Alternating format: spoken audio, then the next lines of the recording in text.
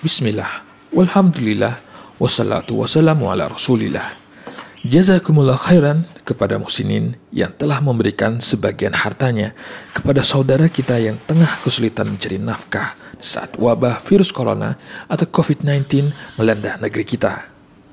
Alhamdulillah, distribusi tahap pertama sebanyak 1 ton beras, 100 lemping telur, 100 kg gula, dan 100 kg minyak goreng akan disumbangkan kepada saudara kita yang tengah membutuhkan. Semoga Allah membalas pahala yang banyak atas kebaikan antum membantu saudara-saudara kita yang tengah membutuhkan. Barakallahu fikum. Mari ringankan beban saudara kita di tengah wabah virus corona.